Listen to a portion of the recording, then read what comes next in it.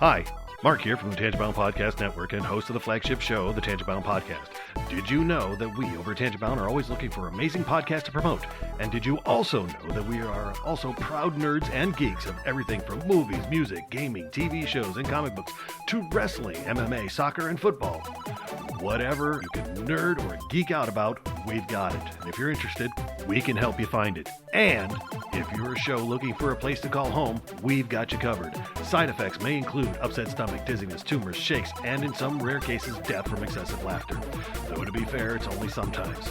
Other side effects may include diarrhea, gallstones, heart palpitations, and strong desire for cookies on the dark side. Talk to your doctor and visit TangiboundNetwork.com and see if Tangibound Network is right for you.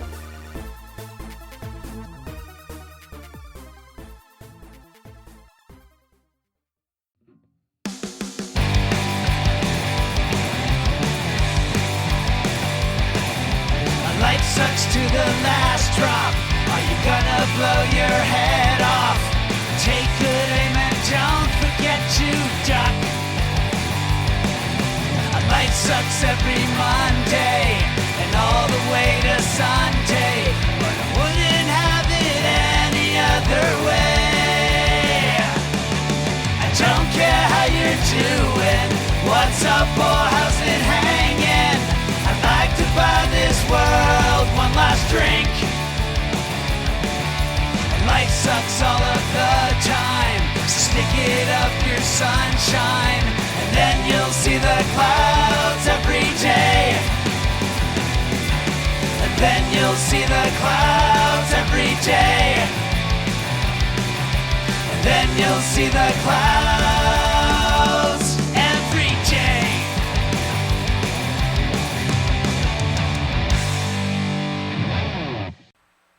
Welcome to the Crazy Life, everyone.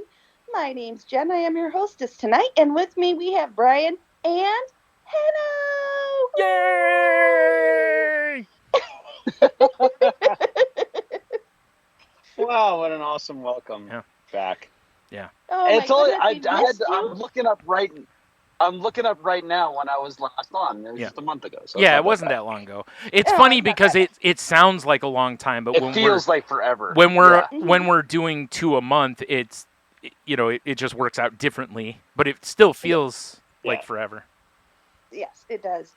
And since you did the Muppet Show, it triggered in my head. So my dad told me that, because my dad has hard hearing, and he can only hear me when I talk deep like this and slow and deliberate. And he says it's because I have an incredibly cartoony, high-pitched voice. That's why he can't hear it on a regular basis. No, it's because he's lost range of hearing, and that in the range he's lost is high notes. Well, I explained to him And that low yes, notes. I do have a high-pitched voice. Yes. I said, but Brian always used to say when I got excited or really hyper that I talk really fast and really, really high-pitched, and I'd sound like Beaker from the Muppets. Oh, God. And from what I understand, that is quite accurate. Mhm. Not like not as much now, but Well, years ago. smoking has lowered my voice. Well, no, I was meaning more big. I was thinking more like really more like in high school, but when you were heavily caffeinated. I was very caffeinated. Yeah. For sure. Well, guys, we know the rules. So, Hanno, what have you been up to? Let's see. Got all big projects done at work in the month of June. Yay. Yay. Woo. Did the real Because big one go last time off I- pretty well without a hitch? Yeah, like we were supposed to start right after Memorial Day weekend on a Tuesday, but the backhoe company didn't show up until Thursday, and everyone was losing their minds about it. And I had already kind of on purpose had set it up that he does this that week. He gives them, a couple of days to screw it up. And then the next week, the pipe, then the next week on Monday, the guy comes in to drill the holes through the concrete walls, and then we start putting the pipe in. The hydronics guy comes in and starts doing all that. And so, Jay comes in on like Wednesday, and we'll be here tomorrow. I'm like, cool, and I was like, how can anyone run a business like this? It's like, it's like clearly they can. Yeah. And we need them. So, cool. Yeah. So in the meantime, I was off on. So they started doing all the digging work, and on Friday, I stopped it in the afternoon. Oh yeah. I had to come in late because we had to do some after-hour stuff with draining some lines, and I came in, and that sounded the really guy that dirty. was drilling. What's that? I said that sounded really dirty. Did it? You had to drain some lines after hours. Yeah. Anyway, moving on. Drain some lines after hours at the health club. Yep. Yeah. So I show up in the afternoon, and I guess the guy that was going to drill the holes on Monday, I'd seen him on the Monday before, and he had walked in and basically said, I'll be here on Tuesday, and was swearing up and down that I said Tuesday. And he'd even said Tuesday to me several times. I'd be like, no, Monday. No, he wasn't confirming it. He was just telling you, I'll be here Tuesday. Jeez. Which made Jake really happy, because he was going to work on the weekend and make sure that the trench was dug by Monday. And I was like, it's cool. He's on that end and this end, and I'm like, all good. I text that. Okay. He'll so, on Monday they finished digging the trench, and on Tuesday he showed up to drill the holes through the wall and broke his equipment. Oh, jeez. Yeah. Oh no. Wow. And so, and I'm just like, I'm so out there doing everything, and I was just like, I look at the general manager. I'm like, Joe, you need to find a core drilling company, and he did. Guy showed up on Thursday morning, took care of it. And in the meantime, it was like, I kept Thad in the know on what was going on, and he showed up and started, doing his part with his crew, and, eventually we had a pipe laid in there, and, everything went together, and hole filled, things fixed, our side all connected, and asphalt poured 2 weeks later. Oh, wow. We had a roadway after 2 weeks, and people were like, wow, this is taking forever. And I'm like, this is awesome. It's interesting though, right? Because that really shows the reframe there, because most people it's got to be now. And you were just like, it's going to take, let's give it another, give it a little room to breathe and then not stress. Yep. Versus the other way, which is like the whole time, Yeah, and there were little goofs here and there, and they all worked in our favor, except for the core drilling part. That didn't work in our favor. But we were able to catch up with something else. And in the meantime, and the only reason that this is working is because the swimming pool. So we had 42 days straight rain. 42 days. That's crazy. It's we went the opposite way. We had like 30 some in a row with no rain. And it was like the driest, May, I think it was, or into like it was like the driest May in years, or one of the driest Mays in the last whatever. So you were getting all the rain and we were getting none of it. So that's awesome. Yeah, they were doing rain dances. Yeah, it was like monsoon. Like, we just knew that around 2:00 the downpour would start. Yeah, and it'd be done by 5 or whatever. So it was kind of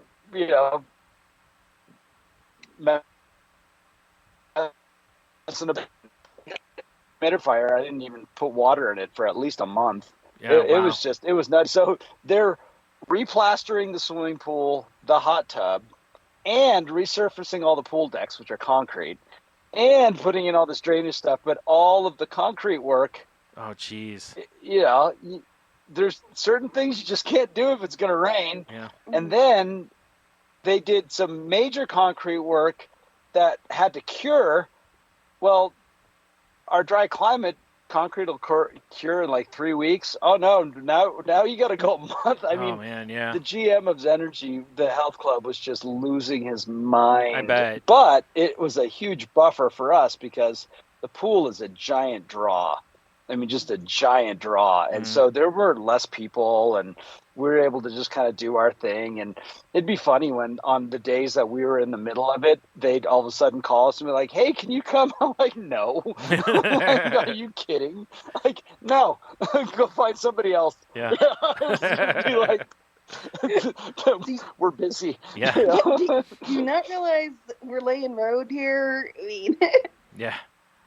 Yeah, it took 10 of us, 10 people to bring the pipe into the trench. Wow. 10. oh, Like, stuff was heavy. Right. But yeah, in the end, it was really great, and we ended up. It was funny. We finally got our end all ready to go on a Friday, and I'm like, yeah, why don't we wait until Monday before we fill this up with water, with fluid? Yeah. Right. And so we waited until Monday. It was great because we were providing hot water for their showers and stuff, and everything was working great. And so Monday we filled up the system right in time for a freeze. We had a sudden 2 nights of like.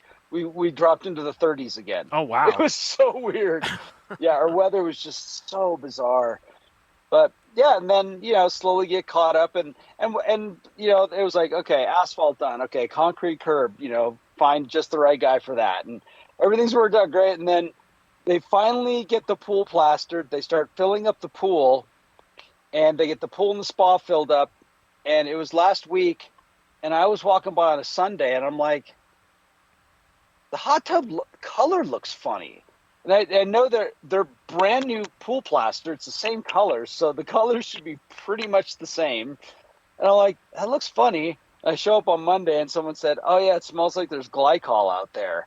And I went out there, and I'm like, yeah, that's in the spot. That's in the hot tub. There's glycol in the hot tub. I'm like, drain this thing now, because he drained it and refilled it on Saturday. And 2 days later, you could already smell it. And I'm like, yeah, our heat exchanger is leaking. Oh, and so I ran right in there. So here's it's just such a bummer. And I absolutely felt for Derek, the GM. But it's like, this thing is 6 feet long. It's called a tube bundle. So it's 6 feet long of these tubes that go into this shell. And that's how, we put boiler heat into it. They put their pool water into it, and it transfers the heat. Okay. And it sprung a big old leak. Like, we put a hose up to one tube, and just a big chute of water went out. And I'm like, oh, there's a problem there. And it's not like you run down to the hardware store and grab one of these. Right. It's not like anyone even stocks them. You call a supplier. yeah. They may show it on their website, but guaranteed, it doesn't matter what you do, they're going to want to see plate data information, all this stuff, because they're not sending you a $2,000 part unless they know it's going to fit Oh wow. and Yeah. work in your application, right? Right. So I get 3 quotes, and by the next day I ordered it. And when I ordered it, it's expedited. And expedited means 10 days. But even the supplier doesn't know what 10 days means. As far I told him, I said, because we've experienced this with all of our logistics stuff. It's like, all right, I think they just take the piece of paper from the bottom of the pile and move it to the top of the pile. It still has to get onto a truck or a train Yeah. Yeah. and get transported across the country. In the meantime, the GM is like, can we get it here tomorrow? I'm like, no. Yeah. And he looks at me like I sprung a leak out of my head. And I'm like, it's 6 feet long and weighs 150 pounds. Yeah. Yep. FedEx doesn't just throw it on a plane. I'm sure for the right amount of money you could get it the next day, but it's going to be a lot of money. It would I be deal with that somebody look all having the to time, go. by the way. Yeah. Yeah, I'm like, somebody would have to drive to the manufacturer, Yeah. pick it up themselves, and book it a seat on a flight. Yeah. Like, Right. Yeah. They're going to Like, fly a it's not private jet. and there's a metal cover that was 14 weeks out. Oh man. And we don't need the metal cover right now. Like, we can get by with what we have. And then in the and I'm just like, well, that's that, right? I mean, what are you going to do? Yeah. Is there a way that we could do something else? I go back there and I look and I'm like, okay, I could run this thing this way, but I can't guarantee this will work. And, finally Sunday, now he's texting me. Wednesday, I'm like, I have no idea when it's going to be here. Like, we're willing to pay any amount of money to get it here. I'm like, there is no amount of money. Yeah. There is a commercial I saw for this black stuff called Flex Seal. That's right. They say you can fix anything. Yep. Yeah. So, and so today I finally, in the meantime, I don't want to ever be the person to say, sucks to be you. So I go over there and I say, okay, what can I do? And I'm looking at this stuff again. I'm like, okay, I know something I could do. And I came up with something that I can get parts in a couple of days. And at least we can put some heat in this thing. Because here's the beauty of this whole story. One of the big parts of this project was putting in one of those cold plunges. Oh, okay. Where you're 40-degree water. Well, you don't get out of the cold plunge and go into the swimming pool. You get out of the cold plunge and you go into the hot tub. Right. And there's no hot tub right now. That would be a problem. Yeah, and so I was like, all right, I'll see what I could do. At least that like I said, I came up with something. And in the meantime, so I run into him and I sent him an email and I run into him and I'm like, yeah, I'll see what we can do with this. And he is like, the last 2 months of frustration all came out on this one item. Of course it did. Yeah, right. And I don't hold it against him. And he's got, why don't we have this and why don't we have that? And I had good answers for everything. It's like these pieces of equipment weren't even in our capital reserve budget. I put them in there last fall.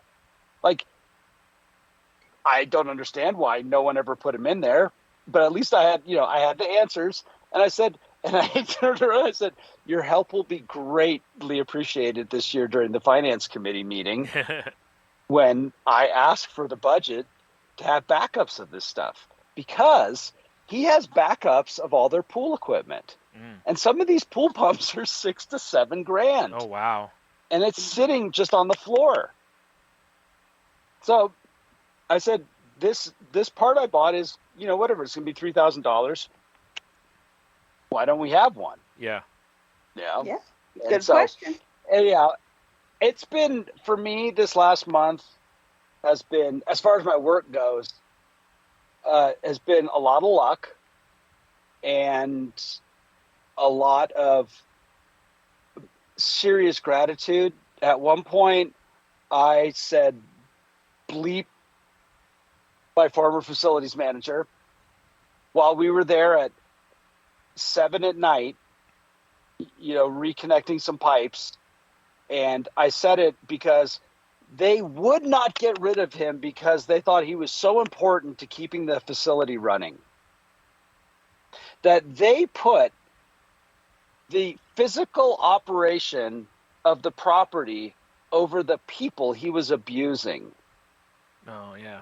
And the terrible way he treated others, and especially the people that were at the bottom, at the low, bottom of the totem pole, for lack of a better term. And that's disgusting to me. Yeah. Because there's nobody that can't be replaced. And we proved it on this job. Yeah. And we fixed his mistake, is the bottom line. And I was stoked that we did it together. And it was a complete team effort. And it was so excited that night. And I was just like, screw that guy. Because we didn't need him. We could handle this ourselves. Right. And we had a little party last week. We had a nice lunch with everybody at work. And everybody, all along the way, we just whatever came up, we just next indicated thing. What's the next indicated thing? And, it was kind of weird to get back to a normal routine, because when your day is just dedicated by the one thing after another, it makes it go by really easy. So I was like, okay, back to normal life. And I just can't be any happier going to work, and to know that we did a big project, and I was guessing when I came up with budget numbers for this, and I'll be close, I'm not out of line at all, and when everything comes together, and it's really great. And then in the meantime, I had gigs with my band Doghouse, and I was doing this other project where I was playing guitar. Well, that didn't work out. We ended up pulling the plug on it. It just, the rhythm section we were working with just wasn't right for the project. And so let's try this again next year. In the meantime, JV, there's two Johnnies in this band. So there's JV and JZ. And JV called his old bandmates from the Valley and said, I'm going to just call these guys and I'm going to do this old thing again. And I've heard of all of these guys. I've even seen or heard some of them play, but I've never met any of them ever. And JB calls me or sends me a text message. He said, "Hey, do you want to do this with us?" And I'm like, "Oh yeah, I so want to do this. Here's 26 songs that you need to learn in the next 6 weeks." I'm like, no problem. I learned 22 in 3 weeks at Christmas time last year. Right. So I was going to say it was something like that. I got this. Yeah, and plus these are all songs that they're all cover tunes, and they're all songs that you've heard a million times, so I'm familiar with them. So I just get right down to playing. And the cool thing is, I've been really down on my guitar playing for a while now, and I pick up the guitar and I play, but I feel like I write songs and stuff, but when it comes to me just playing lead guitar, I felt like I have no voice, like I have nothing to say. Okay. Like I'm just playing notes. Right. I'm going through the motions, and I just don't. For me, that's not good art. No, you're right, because at that point it's like it's work instead of being a creative outlet. If you're not really, saying anything, like you said. Yeah. So like, before we, while we were warming up for the podcast, I was going through cables and cords and stuff, because I actually started selling a lot of guitar gear, not my guitars or anything, but just this and that. And with this project, I was like, oh wow, I'm going to need to find some stuff. So I was digging through everything, and I put together a pedal board, and I showed up for the first rehearsal. And the best part is, I had to pick a bunch of songs and go, okay, I'll learn these ones. We didn't play any of them the first night. So the first night was like into the fire. Like, hey, okay. Yeah, but it was so great because I'm like, everyone's so pro. Everyone has a history of music, like a long history. And the guitar player I madly respect, and the two of us are totally different. Like, we're completely from different schools, which is great. Mm-hmm. Like, we won't step on each other's toes at all. And right away it's called, we're going to pull this off. And in the meantime, I haven't wanted to play guitar as much as I have. And for the next week, we're playing songs that I had done my homework on. And it was just like, bam, nailed it. Just, came in strong.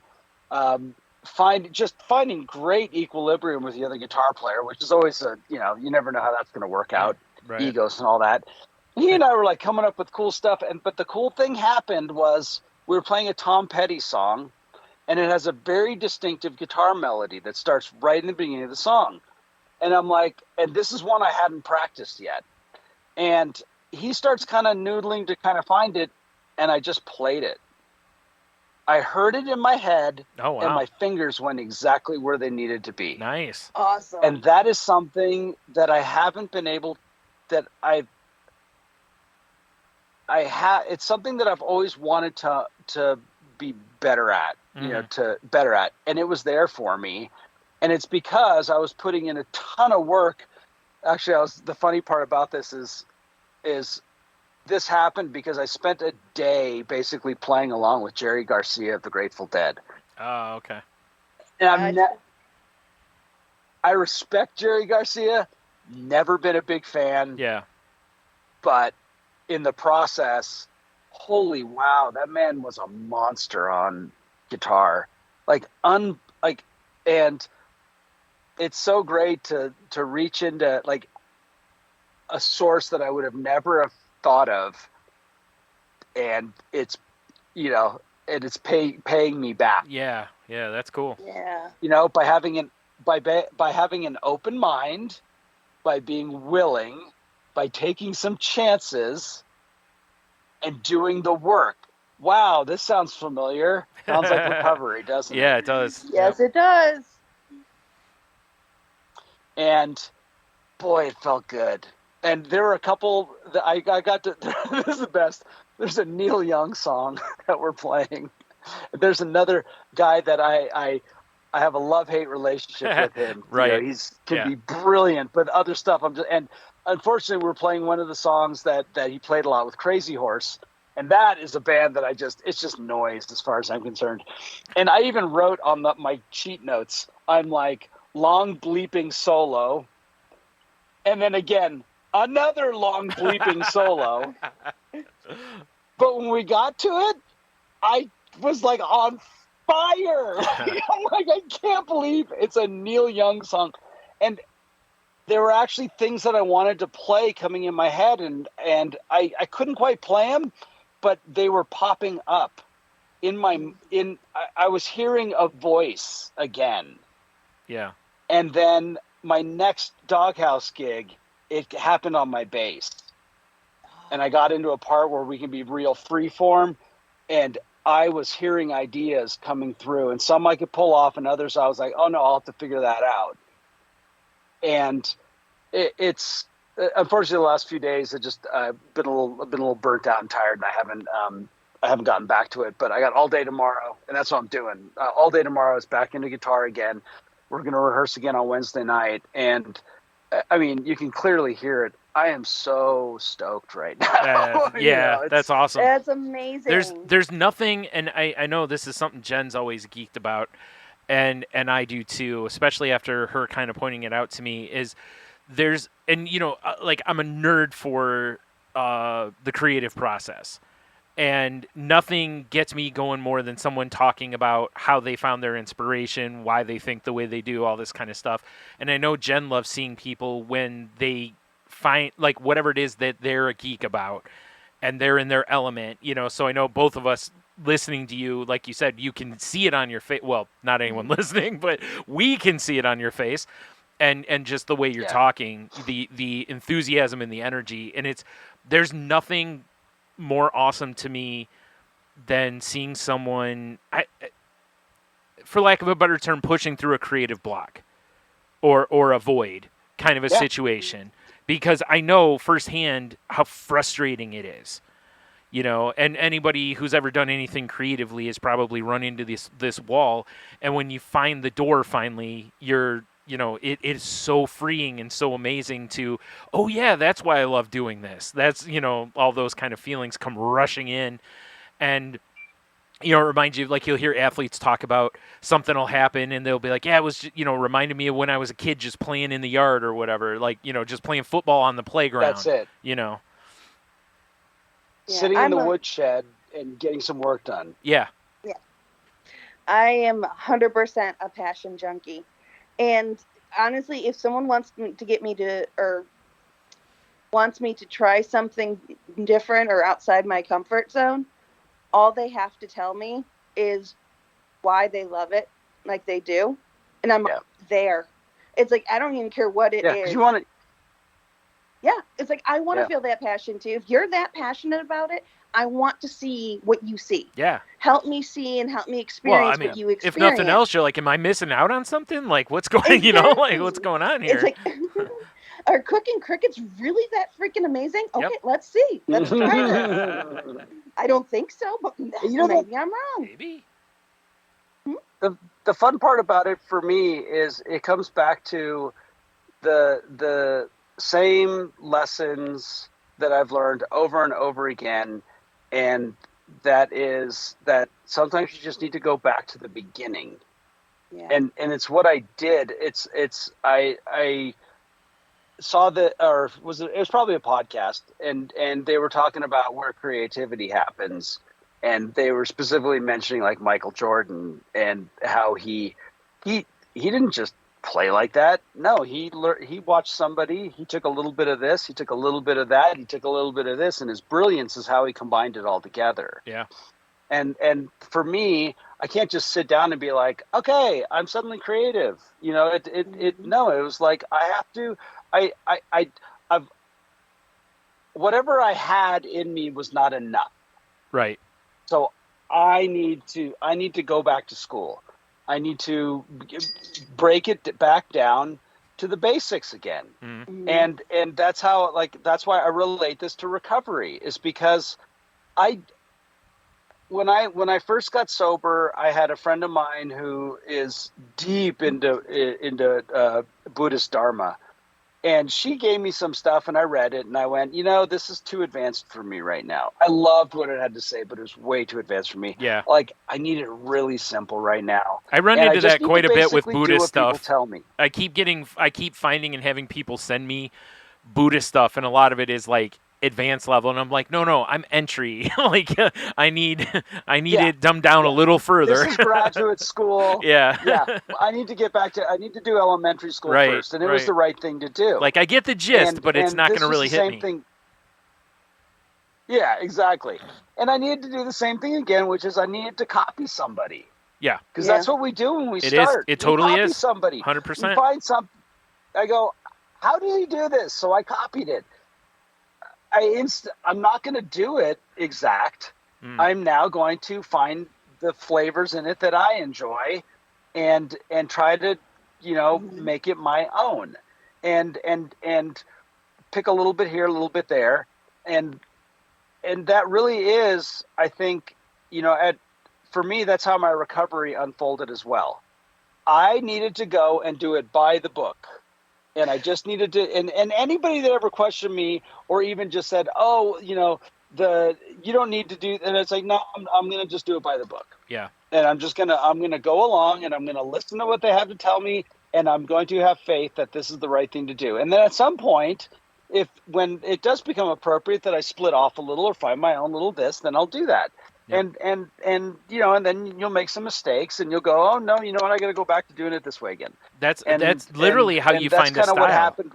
Yeah, no matter what it is, music, art, whatever. Like, when you're in art school, I remember reading years ago, people would always ask comic book artists, how they got their style, and they're like, go learn to draw people, draw from life, draw, right? Like. And they're like, once you master drawing, or not master, but once you get good at drawing from life or drawing actual people, then you can learn the exaggeration of comic books. That's where you develop your style. But if you don't have your anatomy right, it's hard to, like in anything, right? You learn it at your job too. You learn how by the book to do it, and then you go, okay, this is the way I can do it. Now I'm not cheating or doing whatever, but it's still getting done. And this way is more efficient or works better for me or blah, blah, blah. So it's a great system. And you're right. I've seen tons of artists talk about that over the years, that when they start getting into a rut, they go back to figure drawing, or they go to an art museum and they just sit and they start drawing something at the art museum. Because like you said, you're taking it back to your roots. And, now all of a sudden maybe, there's something in this painting or a style of this artist or whatever that now all of a sudden you're like, ooh, that gives me an idea for this. Like you said, with Jerry Garcia or Neil Young, people that you might not necessarily look to for those things. And then there it was, and you're like, oh my God, Yeah. Well, part of what... Yeah, the best... Oh, go ahead, sorry. I was just going to say, the funniest part about it is after I got done with that blistering guitar solo, when it came to the next horribly long guitar solo, Jay-Z basically played one note for like a minute, like Neil Young would, and it was brilliant. I was like, that was brilliant. You just, like, I went ballistic all over the place, and he was just like, I'm just going to sit in this one spot. It was really funny. Wow. Yeah, what were you going to say, Jen? Oh, I was just gonna say it's so interesting because what what happens often with myself and a lot of people we've talked with is your brain starts going in so many different directions that it's like an overload, and you can't with creativity, with all these different ideas, it becomes a block in and of itself. And it seems like if when by going back to the basics, going back to the fundamentals, that's stuff that you just do naturally. These fundamentals are something that's so ingrained in you that it's almost rote. You just do. By having that, it kind of grounds all those ideas, and it controls them to the point that they can start jumping off, and you can start going different places. But if you lose track of that groundwork in your brain's all the way, going all these different directions, it's very difficult to operate. And that's not too unlike what people with bipolar and mental health issues have to deal with, is that if you don't keep your baseline, and you just can't either function, or your ideas, your thoughts, and everything's going in all these different crazy directions, and they're not bad, they're not good, they're just going all these different directions. It's a combination of everything. And that's why it's so important to kind of keep that baseline and keep returning back, like you said, with recovery, with mental health, with everything that we do. It's so funny how that just translates in so many different crazy ways. Oh, it does. Like even physical health. This is where the message that I want to leave today with for myself is, a lot of people, and myself included, we don't want to go back because we feel like it's a step back. I've come this far. Why do I need to do? Why should I go back again? And like, oh, it's a waste of time or whatever it is. And all I keep thinking about is, don't worry about yesterday's pizza. Yeah. It's funny though. How funny is it that you'll sit, like when you're going to play guitar, right? Like you'll sit there and you probably noodle around a little bit to loosen your fingers up, all that kind of stuff, or do some exercises, right? Artists do the same thing to draw. And really what you're doing is, like, usually, like, you'll see different artists, they'll do like a warm-up drawing before they start doing whatever they're going to work on for the day or whatever. Like I know comic book artists do that, where they'll just do head sketches or something like that. And when you think about it, really what you're doing there is going back. You're going back to your basics. Like, oh, I'm going to just do a head sketch. Well, you're just working on your anatomy, basically, is what you're doing. But you're seeing it as, I'm just getting my arm loose. And it is. But, same with, like, if you just noodle around on the guitar to get your, hands and fingers and arms loose so you can play, it's the same idea. You're going back to your exercises that when you first learned to play, basically, kind of a thing. You're going back to your basics. And yet we're okay with doing those things. But when we, like, formally address it, like, I'm going to go back to, like, if you were like, I'm not as good at this part of playing guitar as I could be, I need to practice that, right?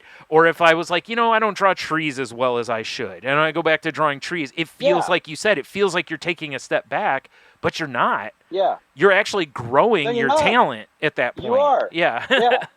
And that's truly, it's, I can't learn this other style. Mm-hmm. Well, you don't have to become an expert at it. Right. Yeah, no one's asking you to be Neil Young. No one's asking you to do the 10,000 hours. Right. Yeah. Put maybe 10. Right. The Grateful Dead's See not calling happens. you to replace Jerry Garcia. I know. Yeah. And then the funny part was, because I didn't know so Grateful Dead has two guitar players. They play two distinctly different parts. So I didn't know which one I should learn. So I learned both. That did not hurt me at all. Right. I wouldn't think it would. Yeah. Bobby Weir is one of the most amazing rhythm guitar players ever. I've heard this my whole life, and I never bothered to find out why. Well, guess what? Now I know why. And it's already held me. I was like, wow, I never thought about playing these chords this way. And it inspired a song, It's like I recorded a new song already just because I learned a couple of new chords. Right. So, it's like, it's just another, keep an open mind, Yeah. keep it Yeah. simple. It is. It really is.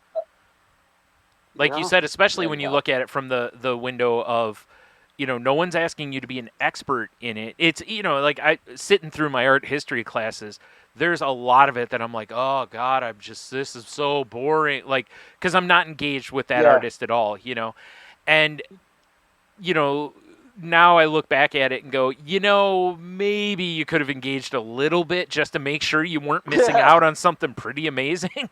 Because at one point, you didn't know any of these people.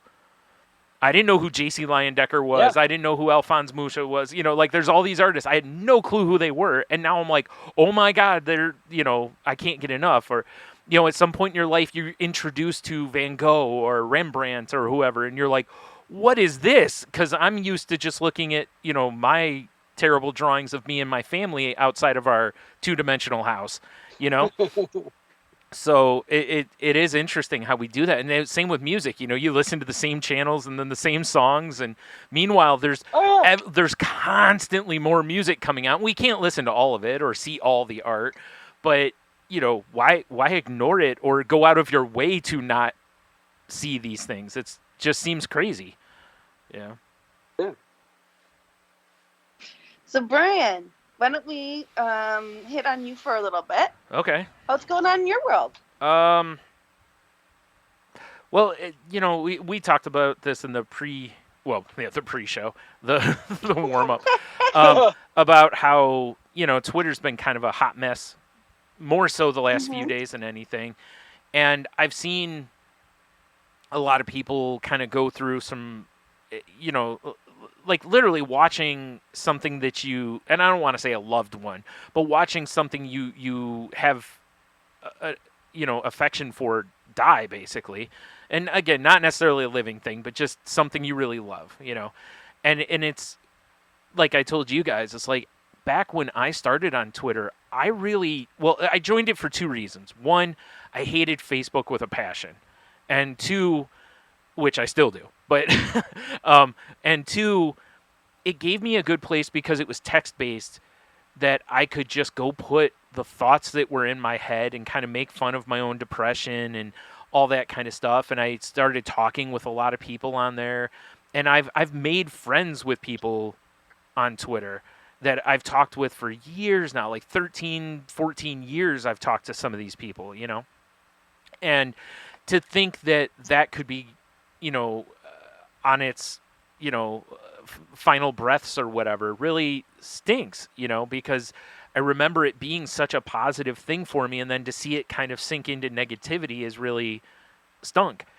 And also watching others who feel the same way, it's very much it's very bittersweet. And because on one hand, I look at it and go, I don't need it for what I used to need it for. But I also don't want it to go away, because it's nice to have it there, because as I've said before, I'm not a photo-based person, so Instagram's not really for me. I am for sure not a video person. That's why I don't have a TikTok. I hate Facebook, as I've already mentioned. So I it's one of those things that when you look at it, it's like Twitter really was my wheelhouse. That really was what I wanted. And I had already kind of gone through this because I was part of a community on DeviantArt for a while and made, not real life friends on there, but talked with quite a few people in groups and stuff on there and learned a lot about art and people's creative processes and different stuff. And I watched that community dwindle significantly when Instagram kind of came around, because it made a lot more sense because, like models that were on DeviantArt all of a sudden were like, well, Instagram gives me better interaction, so I'm for sure going over there, which, yeah, it did. And artists moved over there as well, but it's just not the same. Every one of these social media sites, they're not the same. They all add and subtract from others pretty much. I mean, unless you're owned by Facebook, then you're trying to basically steal from all of them. But,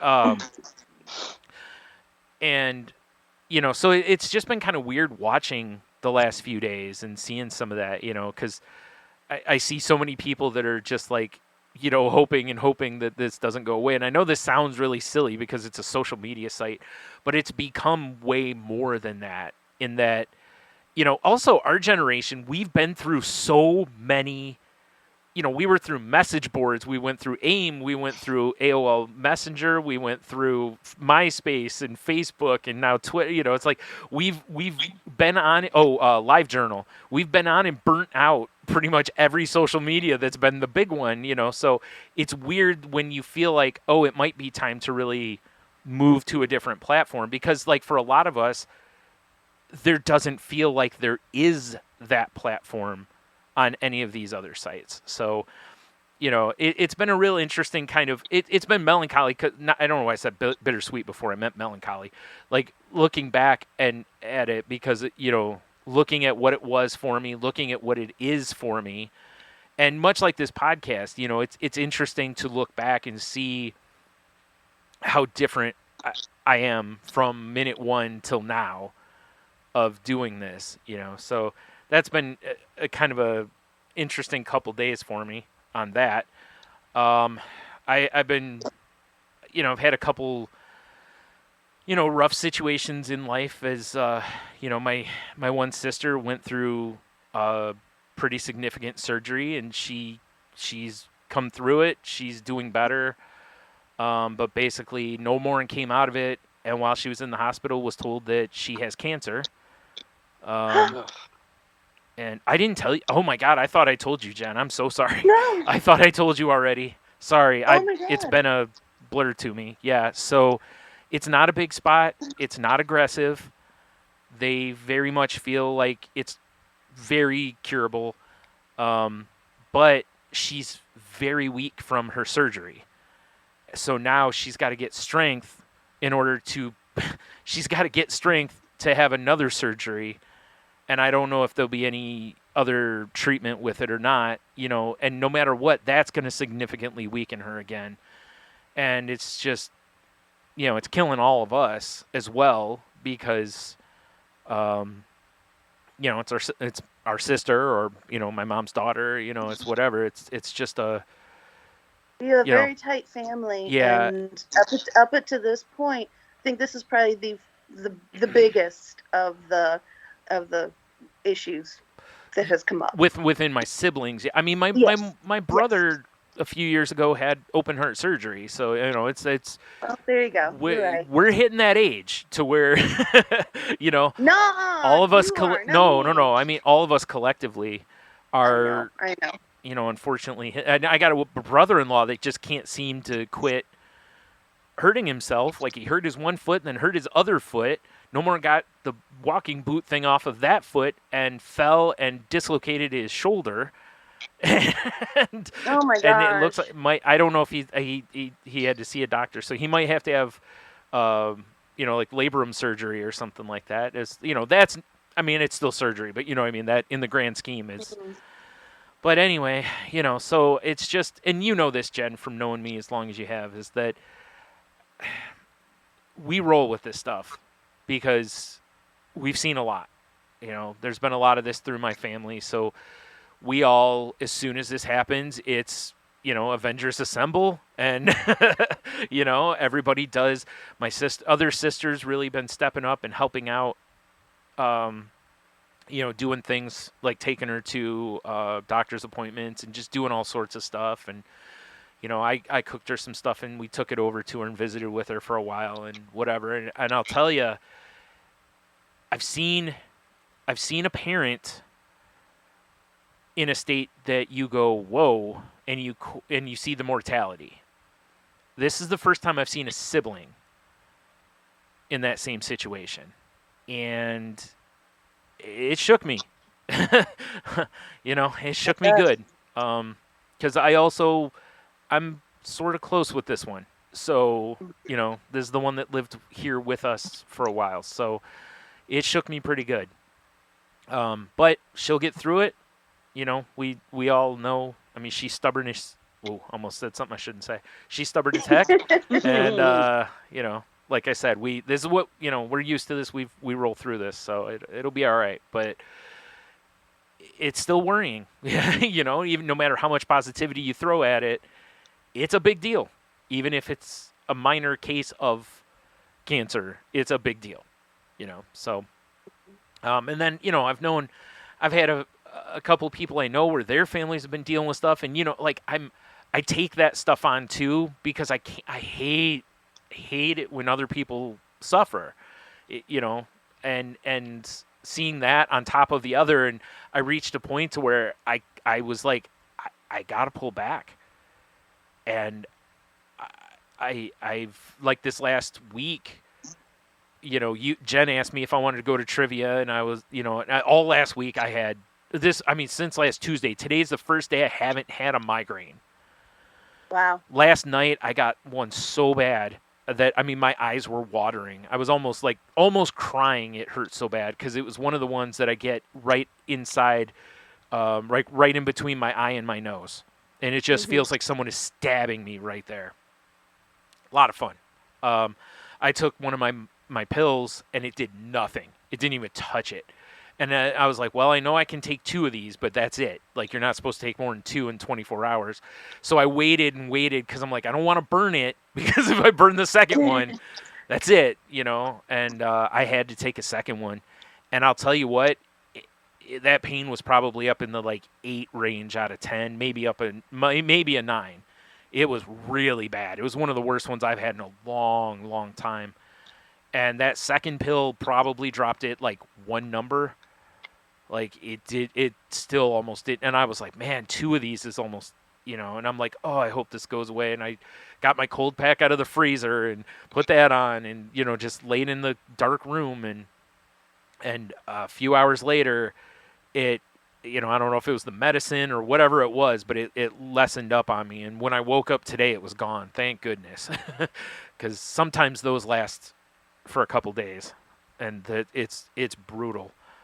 I've never gone to the hospital for a migraine, but those are the ones that have put me real close quite a few times to where I it's like I just don't want to, because I know a lot of times there's not really a lot they can do, so that's been fun. Anyway, so like I was saying, I didn't go with you. Jeannie asked me if I wanted to go get a drink, and I was like, this weather's killing me. I was supposed to hang out with Tony Saturday. Same thing, canceled that. My brother wanted me to hang out. Nothing. So basically all I did all week was nothing. And,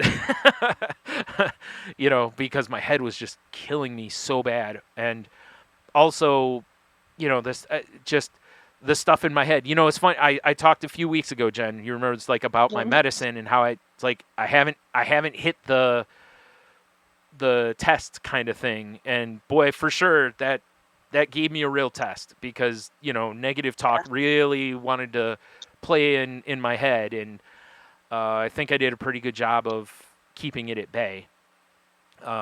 So I still don't feel like I need to dial up my medicine. I think I handled it pretty well, and I have to go for a dentist appointment tomorrow to add to the fun. And no, it's actually, I'm glad, because it's the last of the fillings that I needed to have done. I'm finally getting the last one done. So after this, I think it's just back to getting cleanings.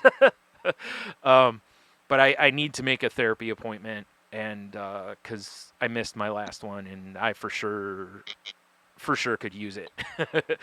But it's so weird, because you hit a point like this to where, on one hand, you feel like what you need is to talk to everybody about it, and yet you also kind of don't want to talk to anybody about it. And not because of depression or I'm a man or any garbage like that, but just it just doesn't feel like it's where you're at head-wise. Like you're not ready for that type of a situation, if that makes any sense.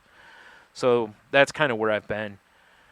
And like I said, I'm okay, everything will be fine. I know it will be, but it's still, it's never easy for me to be super positive in the face of negativity.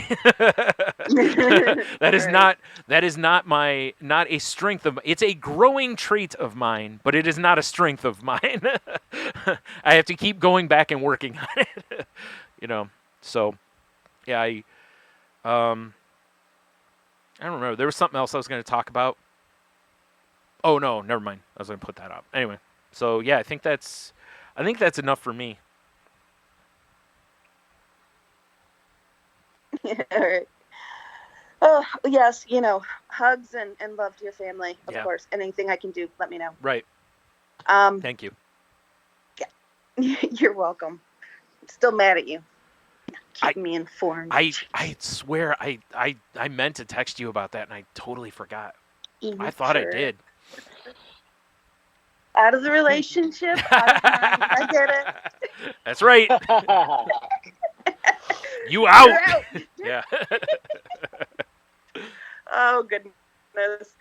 Yeah, so change. Not to change, not to test, but they're good. And I know it's all cryptic, isn't it? So I guess let's start from the beginning here. So I will be talking a little bit more about one of the situations that I'm involved in right now with work, actually, that I have a good article on. So I'll keep my share a little short because I want to share this with everybody. But I decided now that on the personal stuff, we'll skip the work for now. So I have a major fear of the dentist, and I've been avoiding him for more years than I'm willing to ever say out loud. Out of curiosity, can I ask you a quick question, Jen? Yeah. Would it have been as bad if your cousin still was in practice? Yeah. Okay. I couldn't remember if when he was practicing if you went to him frequently or not. And okay. he was good. I liked him a lot, actually. I was really disappointed when he hung it up. I really like him a lot. Very good man, very gentle. Mhm. But I've always hated the dentist, and so I buried my head in the sand, and I wasn't in any major pain, so I could manage around whatever I needed to manage around, and I did. Well, finally got to the point where I'm like, there is no avoidance any longer. And so I ended up I found a dentist that, does sedation. They actually have noise canceling headsets you can put on. They've got sleep masks. They've got, they are geared to people like me. Isn't it amazing? I have all the noise sensitivities that I have, but dentist drills do not bother me. Oh my God. No. Isn't that weird? Like you'd think of the things that bother me, you would think that would drive me crazy. Nah, I'm totally fine. Totally okay. Just you doing that gave me shivers. Good to know. No. Oh my God. Yeah. So I just, it's horrible. So I go and she takes a look at my teeth and she's like, well, we're not going to do a cleaning today. And I said, okay. And she's like, well, I'm going to refer you to a gum specialist. Like, Bazooka Joe? Yeah, exactly. Bazooka Joe. So in a nutshell, I went to the specialist and I have to actually have oral surgery in 2 stages, potentially more. Yeah. So what they're going to be doing is opening up my gums. He said he could do it in 4 different, and I'm like, no, you're not. Okay, here's how the conversation went. It's going to be 4 different procedures with local, and I started laughing in his face, and he said, there is no local. This is I'm under. There is no. I don't even think local. No. Yeah. And he left. He's like, okay, well, I will tell you that gums do not have a lot of nerve endings, so you really will not be in a lot of pain if we just do it local. And I looked at him like, okay, this is not even a conversation we're having right now. Like, no. He's like, well, to save a little money, we can do it in halves instead of quarters. I'm like, yes, please.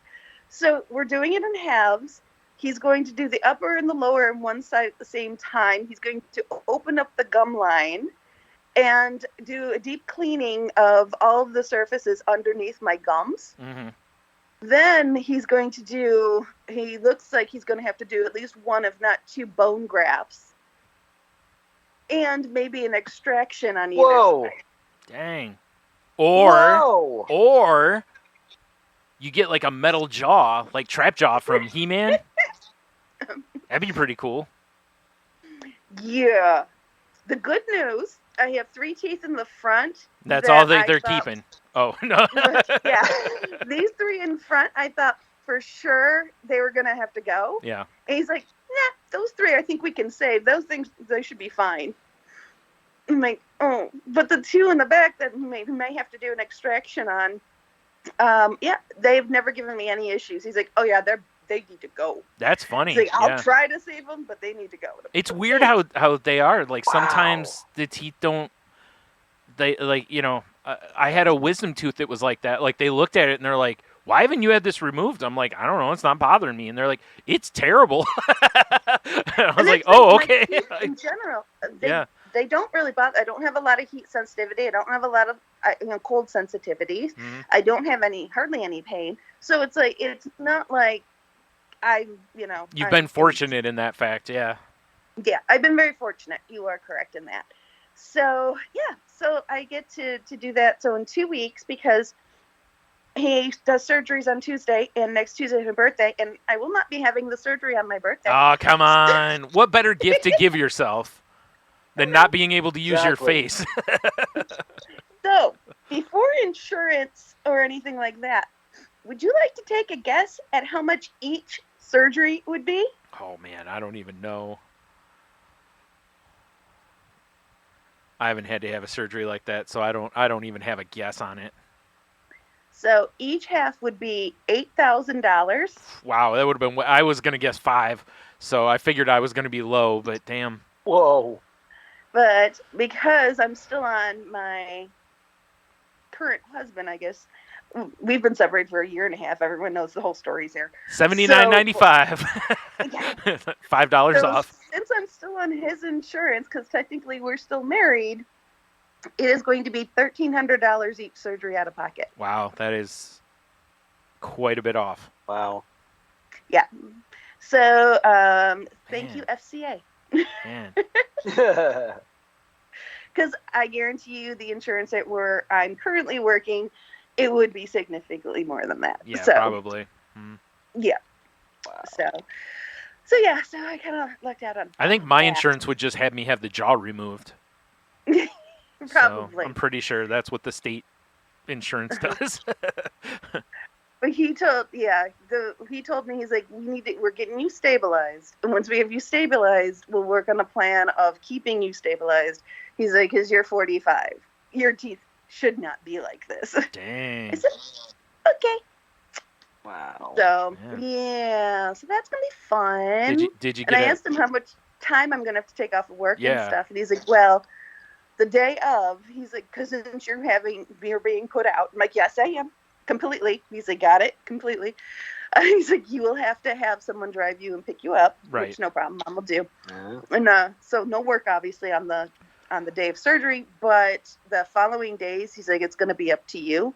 If you can work from home, I'd probably recommend working from home for the next day or two. Mhm. So again, the gums themselves do not have really any nerve endings in them, so it's just the uncomfortableness of us messing with your teeth and the nerves in the teeth. Which is still probably going to be annoying and probably hurt a little bit, I would think. He said most likely, unless, depending upon your pain tolerance, he's like, I've heard anything from an annoyance, irritant type of thing, all the way up to pain. But he's like, I really just think the pain is more of a uncomfortableness and people just don't know how to say it. But he did give me some heavy duty ibuprofen. And of course I have to do antibiotics beforehand. Yeah. I think it's amoxicillin pills or something. Anyways, but I got to do that beforehand because of the surgery, oral surgery, and dirty mouths. And guess I got the dirtiest mouth around. I'm like, oh God. So yeah. And of course, as soon as you tell Mom, the very first, you have not been brushing and flossing like I told you had to do. Yes, Mother. Yeah. So that's. Oh, there. Okay. I thought you guys froze. My bad. Nope. So yeah. So we got that going on. Then of course, dating. Dating's always fun. Trying to navigate all that. The good news is I think I'm narrowing down the person that I'm kind of looking for. So that's helpful. a lot of trial by error, right? That's the way we figure things out. Yeah, and then the last piece is something I want to talk about that I've experienced over the course of my career, and I never had the word for it.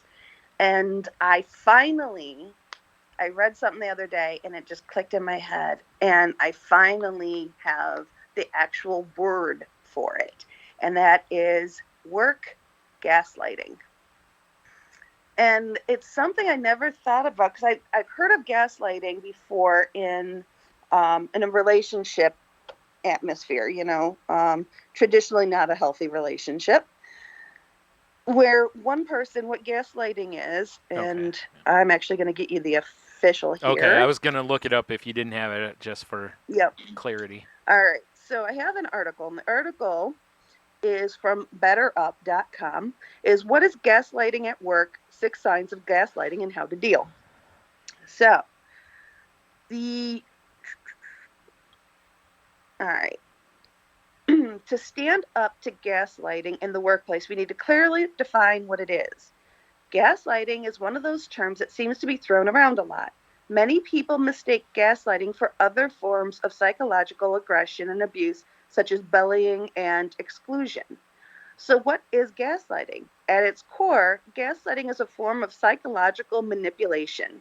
The gaslighter, the person doing the gaslighting, manipulates the gaslightee, the person being gaslighted, in a way that forces them to question their own version of events and even their own insanity.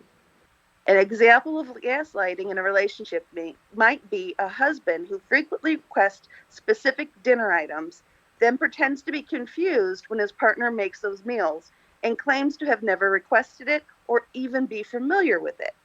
Such behavior carried on over time can keep the partner off balance and even make them question themselves. Gaslighting also happens in the workplace. For example, a boss who says they don't remember you submitting a deliverable, even though you handed it to them a few hours ago. By making other people question their own memories, gaslighters use your insecurities to try and control you. I don't know if this sounds unfamiliar to you guys, but this has been happening to me in a good portion of my career. I never had a word for it. I never knew. And what happens is, like in my particular circumstance, an error is made. We are human. We all make errors. And I make an error. And instead of asking me what happened or why the error happened, an assumption is made upon said error.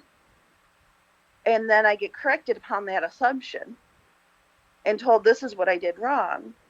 And I try to defend myself. I'm like, no, that's not what I know I'd made a mistake, but I did what you're telling me to do. That's not where the mistake happened.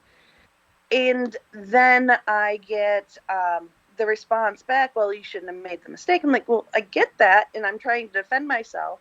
Then I'm defensive, and they don't understand why I'm getting upset about something that in the very beginning, if you would have just asked me to explain what happened and go from there, none of this would have happened.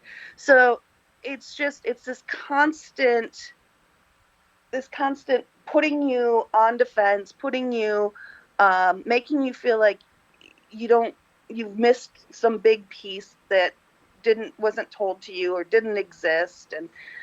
And then my current situation, when I get defensive about what happened after hearing about the mistake that was made and why it was made and why all that stuff, build up. When I finally do get defensive, I get a grin back at me because I got defensive back. Right. And that's what gaslighters do, is they push you. Then when you finally break, they can't understand why you're being so emotional and so over the top. Yeah. They make it sound like you're the crazy one. Mm-hmm. Or the I don't know how to word it. Yeah. The one in the wrong. By saying so, a simple error. A T does not get crossed, and it should have gotten crossed. If you ask me, I forgot to cross the T. I apologize. What happens is said gaslighter sees the T was not crossed, then asks another person to cross the T, then sets up an appointment with me to talk about why the T didn't get crossed. In the meantime, comes up with his own idea that I was focused on something else. So thus I must have not crossed the T because I needed to be focused more on here, this, there. Then he tells that to another employee. And finally, when the meeting comes along and he asks me, and he doesn't ask, but says, I know you didn't cross the T because you're too focused over here and you're doing da da da da da da da. And I said, no, that's not why the T didn't get crossed. He's like, no, the reason the T didn't get crossed is because X, Y, Z, da da da da da. And you need to do that da da da da da to fix the fact that the T didn't get crossed at some other point, blah, blah, blah, blah, blah. And then keeps going on and on and on about his version of why the T didn't get crossed. Actuality, the T didn't get crossed because I got another piece of paperwork at the same time in the middle of me writing the sentence. Obviously made up whatever, but you get the point. And this is constantly happening and has been happening for over a year. So Jeez. I need to change, and I'm making a stand to change positions based upon my personal mental health. And I truly don't feel that this is a place that I can be successful or grow. So, and it's a tough decision to make, but, and I'll wanted to go through this a little bit more detail. So, a gaslighter personality is a highly manipulative personality, low sense of self-worth or self-esteem, insecurities covered up by constantly pointing out other people's flaws, controlling to a point where they don't respond well when they don't have power, narcissistic tendencies. So, some examples. 6 signs of gaslighting. You hear persistent negative accounts of your performance. You hear the suspected gaslighter publicly say negative things about you. You're negative, untrue gossip about yourself. You find yourself questioning your perception of reality at work. The suspected gaslighter belittles your emotions, efforts, or perceptions.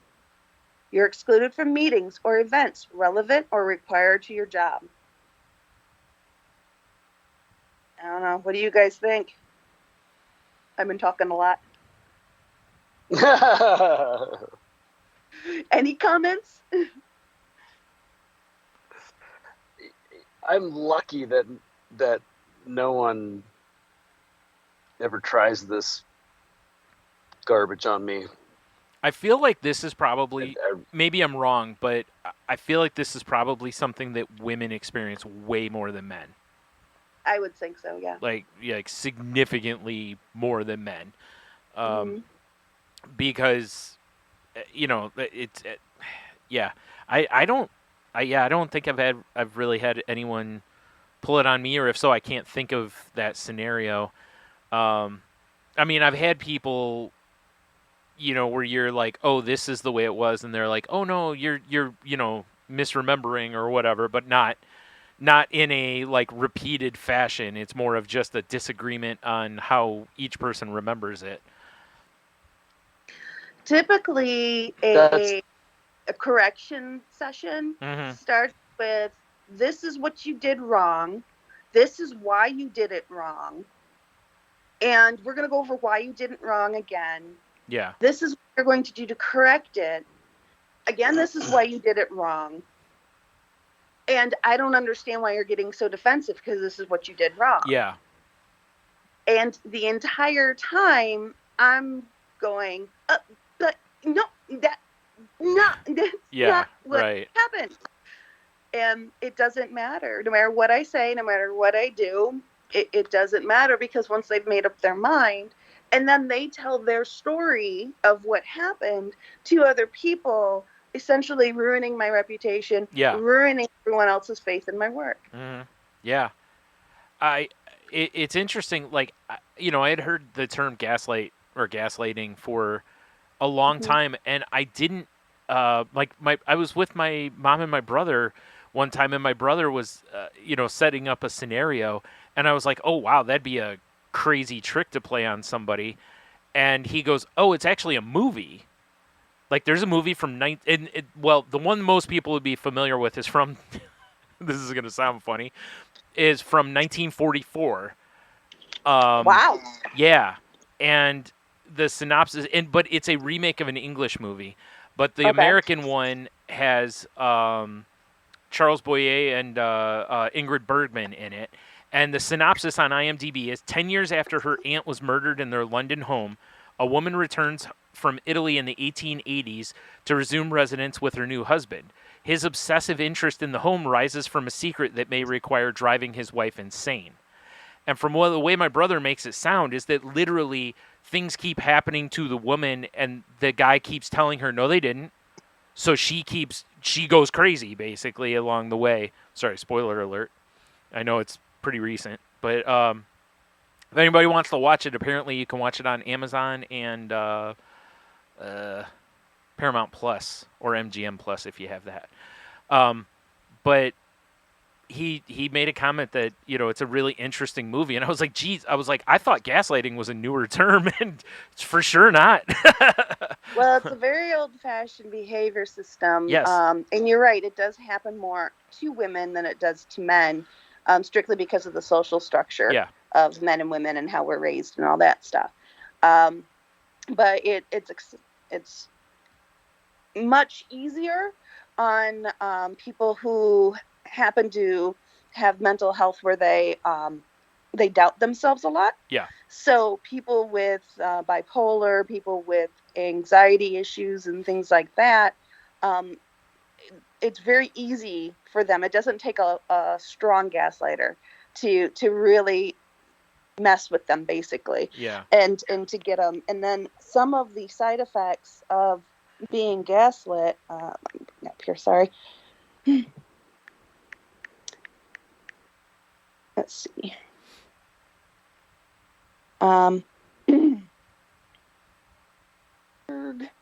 Sorry, I lost my place.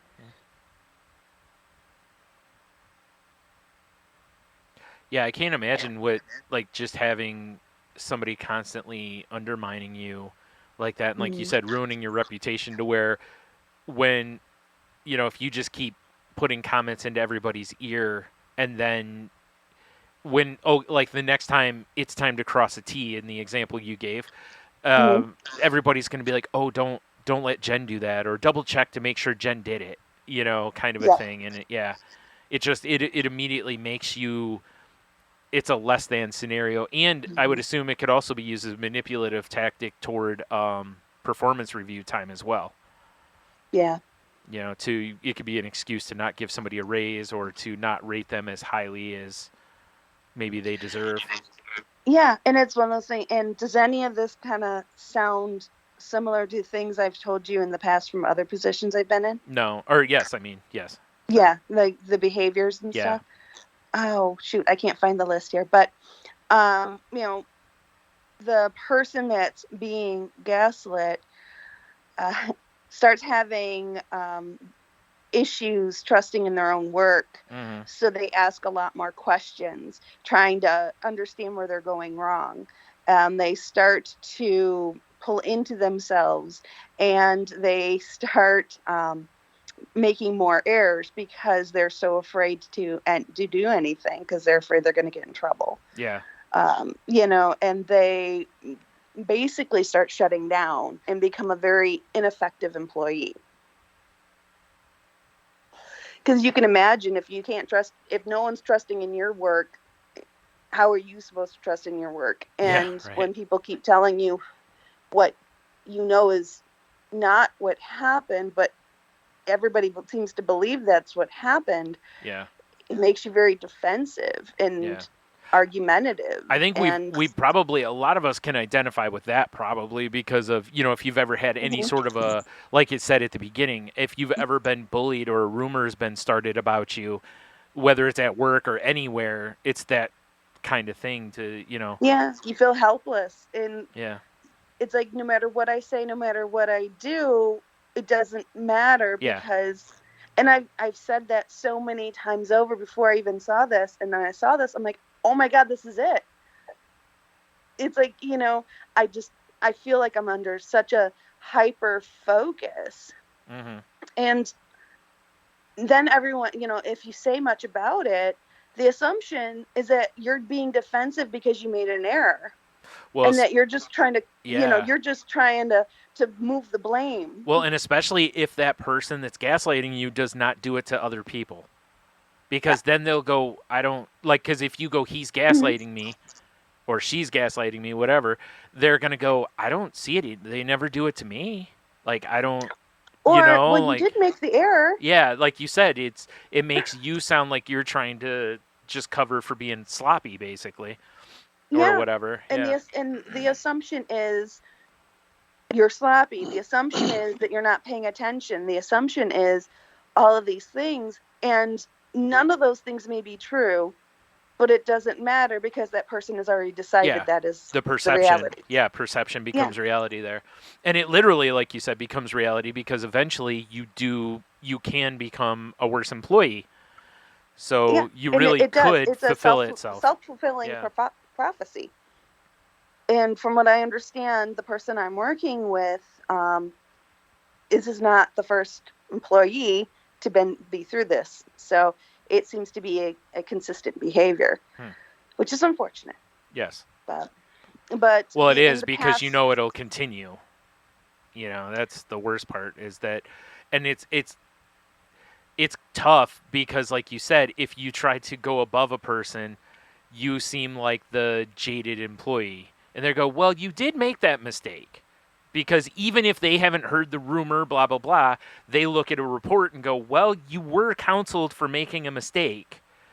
And now it just sounds like you're trying to, like you said, it just, no, even if they haven't been around the rumor per se, when they're looking at black and white, they're, well, you did make that error. It's right here.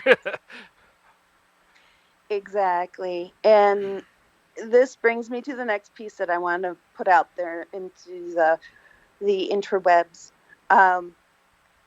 Some really great piece of advice someone gave me along the way is before you ever make an action that is, before you ever take action that's could be altering the current state of your universe, ask yourself this: what is my goal, and will this action help me get there?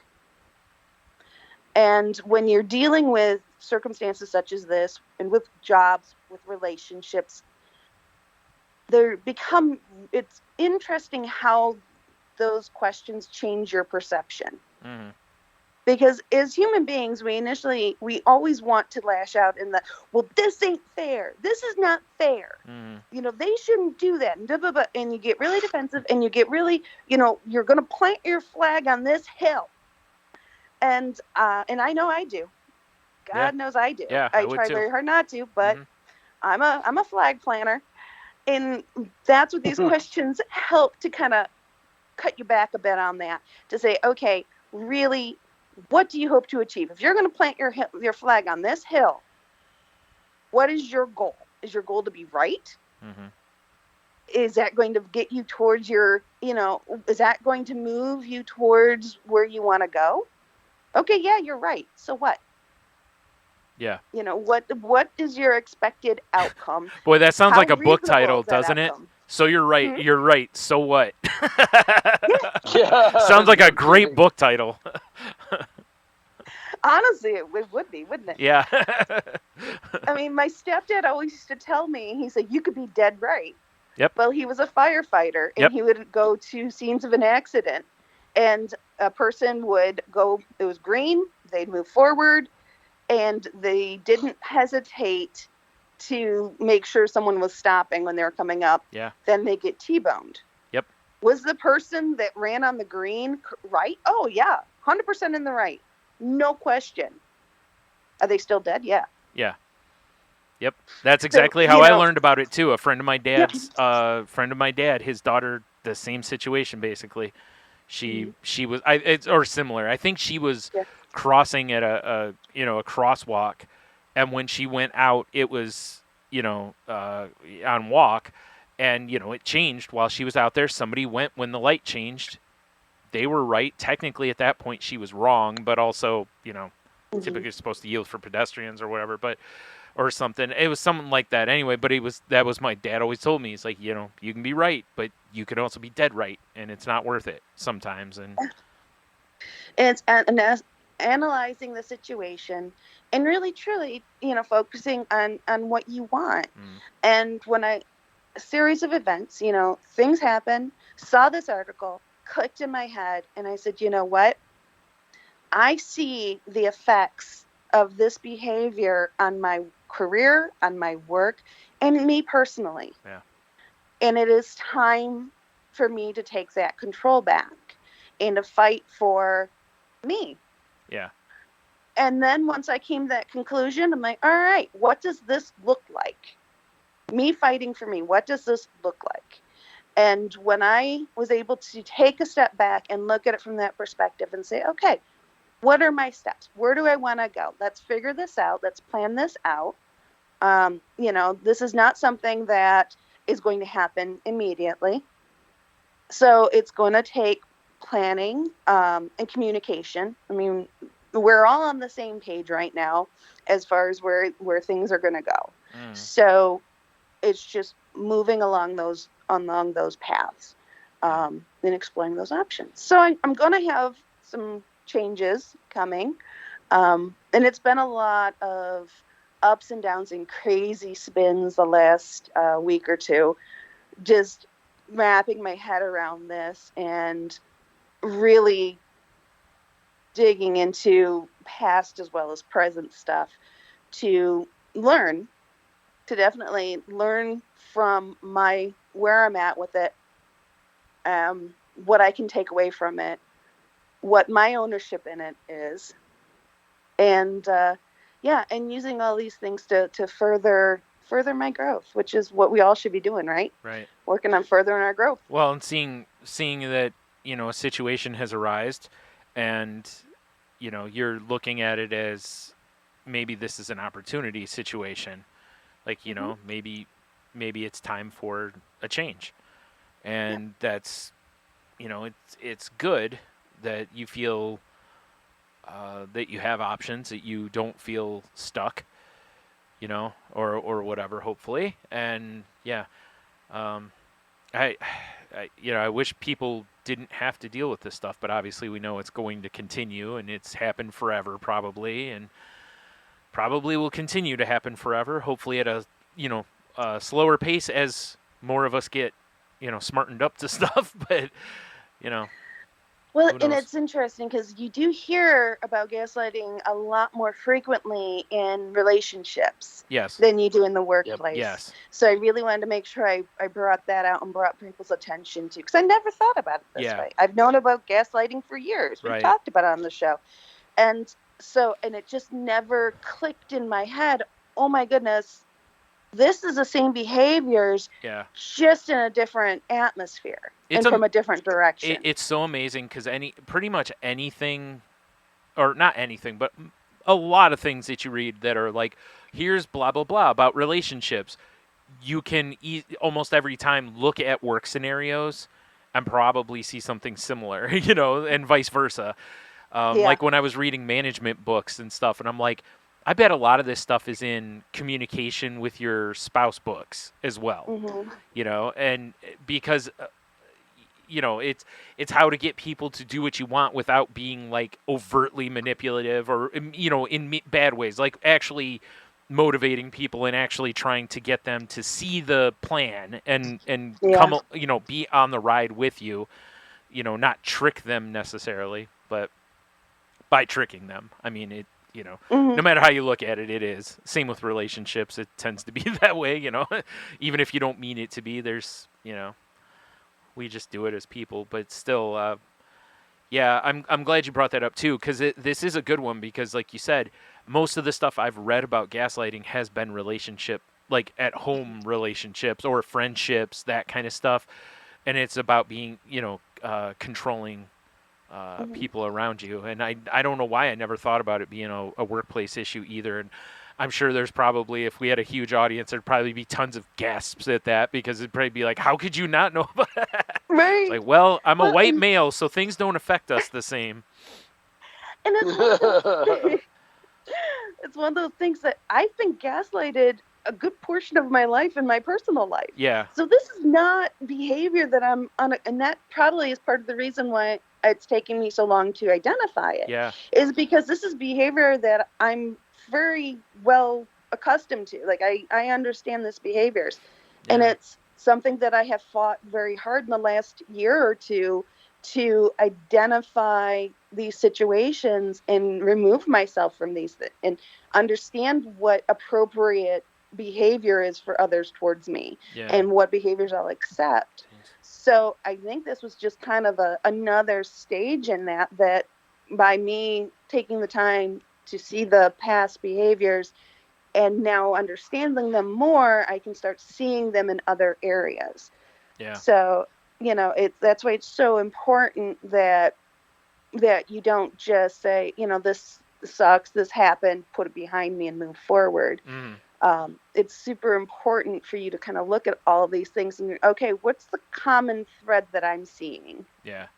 Out of curiosity, does the article that you have, does it have any tips for how to avoid or deal with? It does have some tips on how to deal with it. Okay. All right.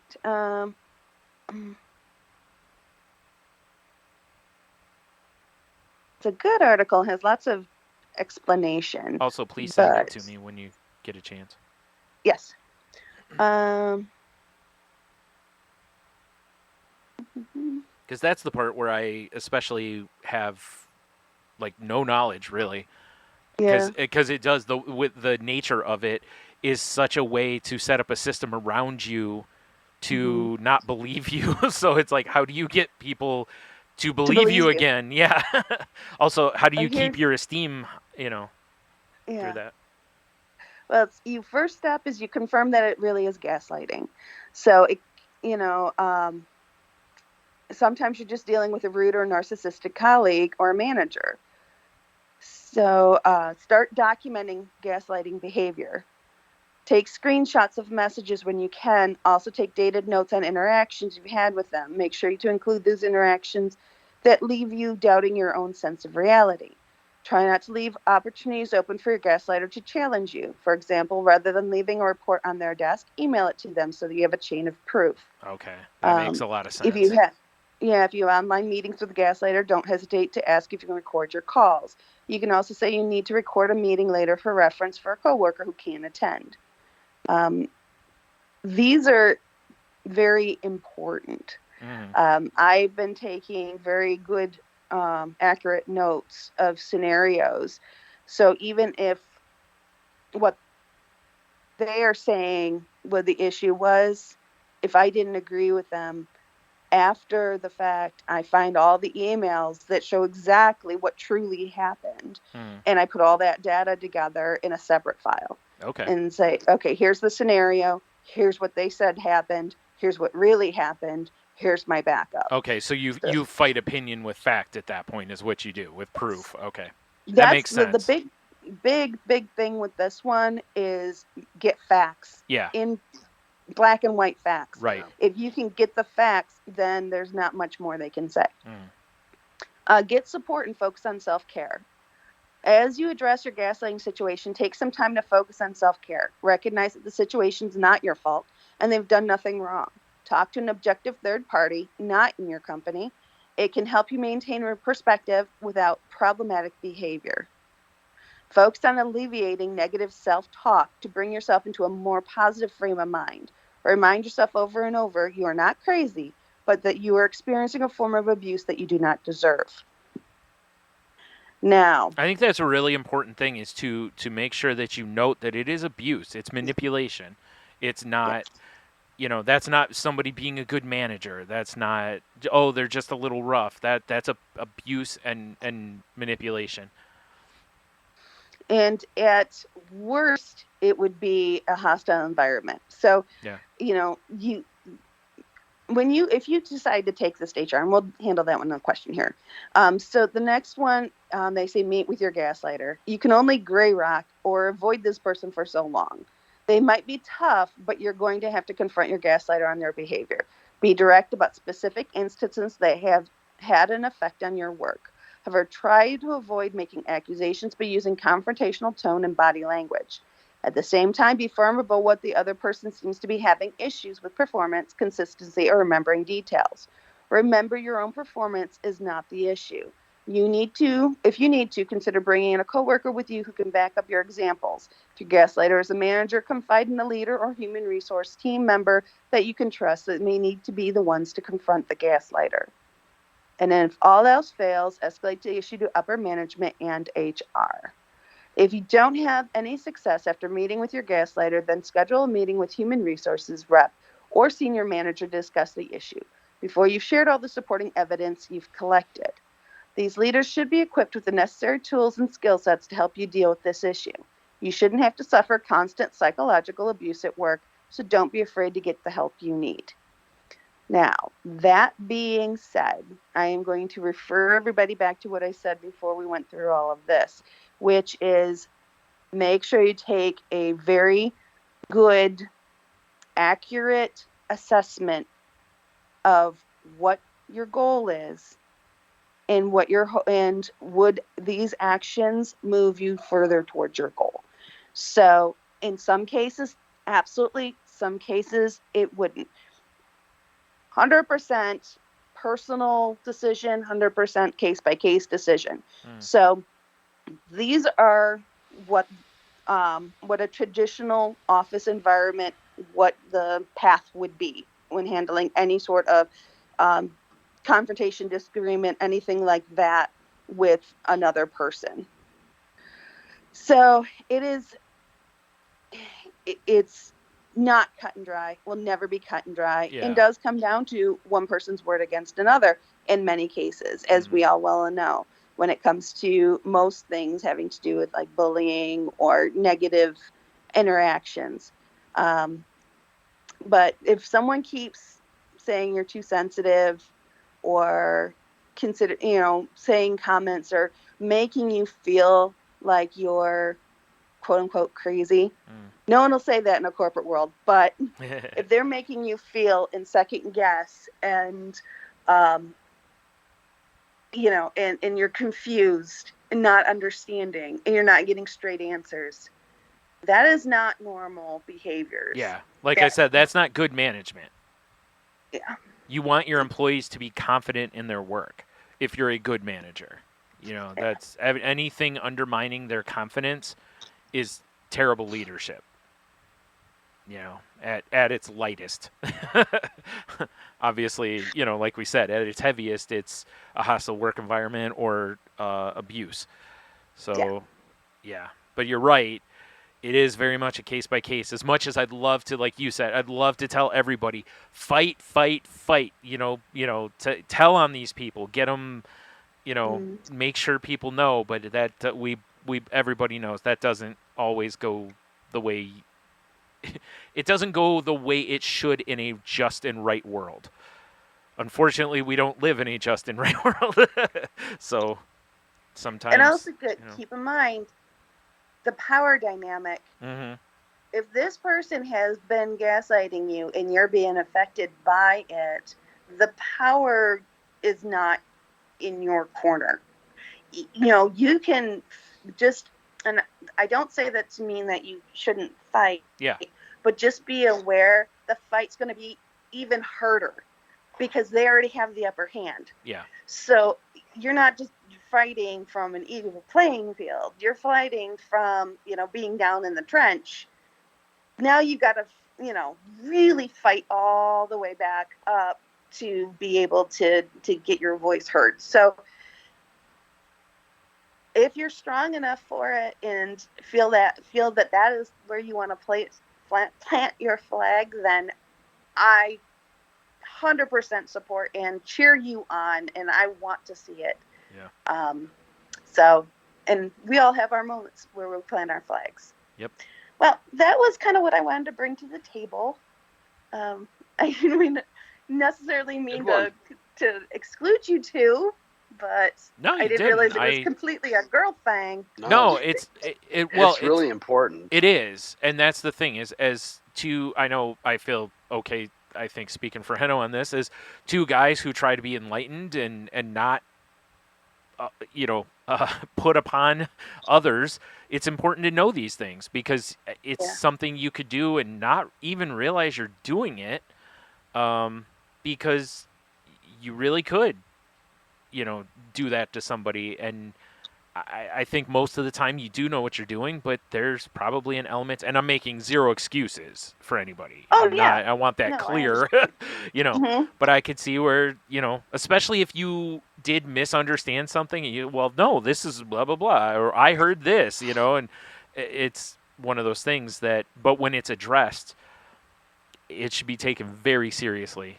If you talk with a person and say, hey, I think you're gaslighting me, and here's the proof, basically, and they make light of it, you pretty much know your conversation probably should just stop right then, and you should go elsewhere, because if you came to me with something like that, I'd be like, oh my God, I didn't even realize I'm doing this, like, I'm so sorry, let me try to not do that or whatever. And so, I think the biggest takeaway, if I was to give advice to to another person that feels from the gaslighter to the gaslightee, if someone comes to me and says, I think you're gaslighting me, the advice I would give to the person that's being accused of being a gaslighter is always start any sort of a corrective conversation, or honestly, any sort of conversation where you don't understand something.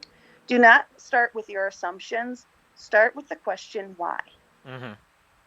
Always start with the question, why, regardless of the relationship you're in. Because by giving them the opportunity, the person that, hey, why weren't the dishes done today? Instead of coming in the house and going, the dishes weren't done today? Oh, you must have been watching TV all night and blah, blah, blah. Yeah. That's putting someone on the defensive. That's a starting of the gaslighting process. All you have to do is walk in the house and go, oh, dishes aren't done. Why weren't the dishes done today? Not, why weren't the dishes? Question mark. Yeah. And just by that simple question mark, giving them the opportunity, that space to be able to share their personal side of it, then you can move forward from there with the conversation. And it's amazing the difference. Yeah.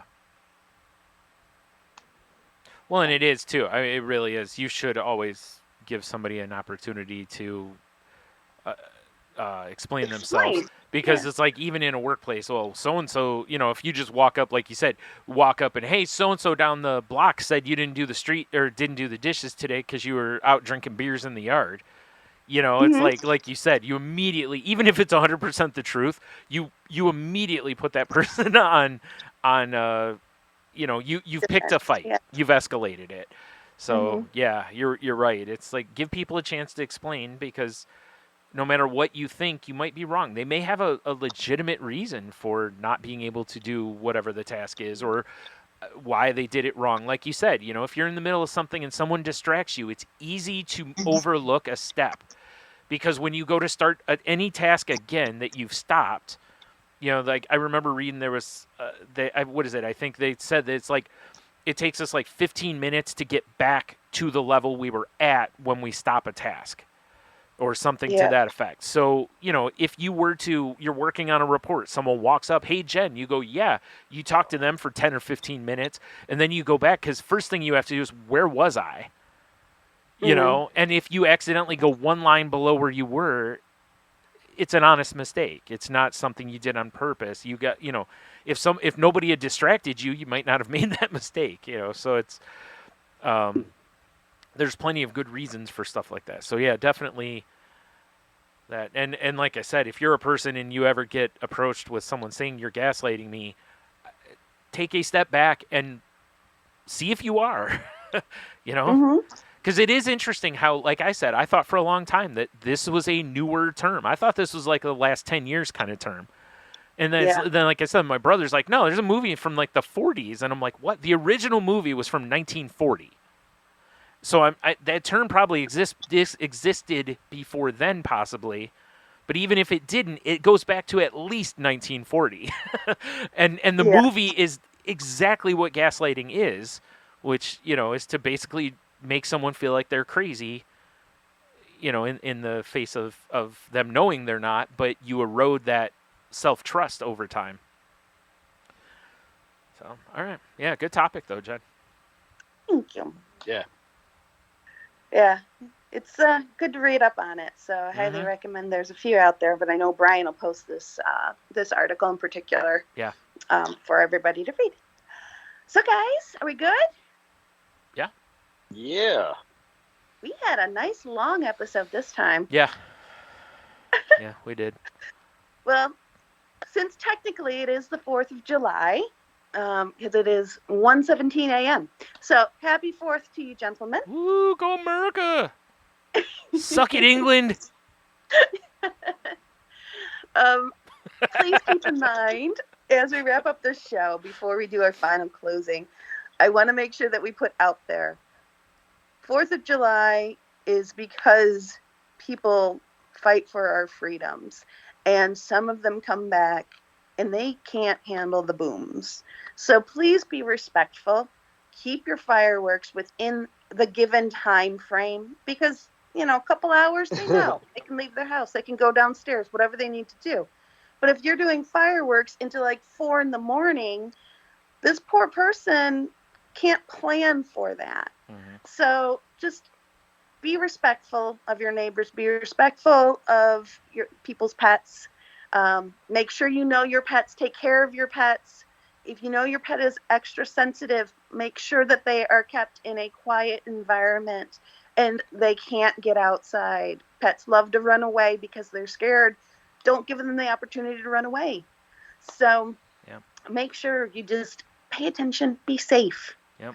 And with that, also, let's do our I mentioned I wanted to add to that because it was something I was having a conversation with my mom about, and everybody brings up pets and people with PTSD, which aren't just soldiers. There are other people too, but I wanted to expand that even further to, and a lot of people don't think of. There's a lot of people that are on the spectrum that are extremely sensitive to sounds.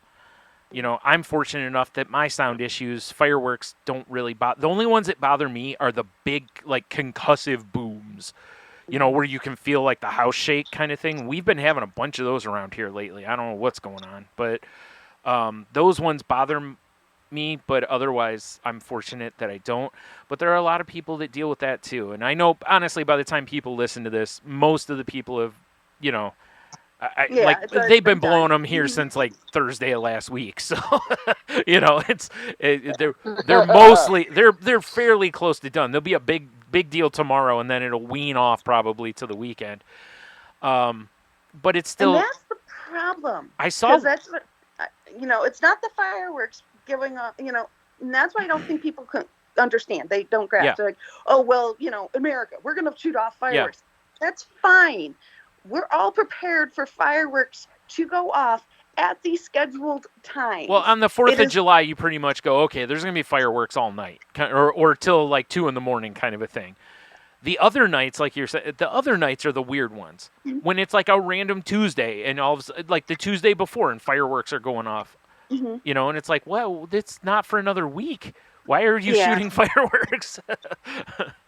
This is crazy. I'm sorry I interrupted you. No, it's just it's it's just nuts. I did see a thing on the news earlier today. They were showing that there's some cities that are doing drone light shows.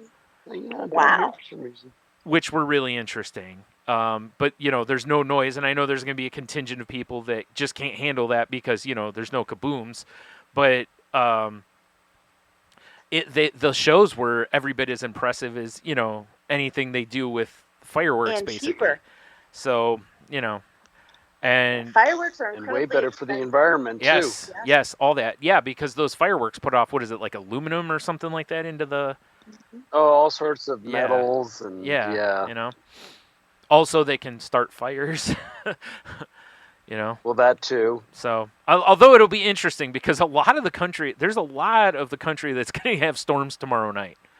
So, you know, I don't know. Not here. Yeah, they may not be able to have them in some areas. They may have to put them off for a day or something. But anyway, yeah. All of that being said, it's just like anything we talk about, right? It's like just be considerate of other people as much as you can. And fireworks do nothing for me. I'd be fine with them just going away. But I mean, aside from the fact that a friend of the family, that's literally what he does for business, and his whole family has for years, is sold fireworks.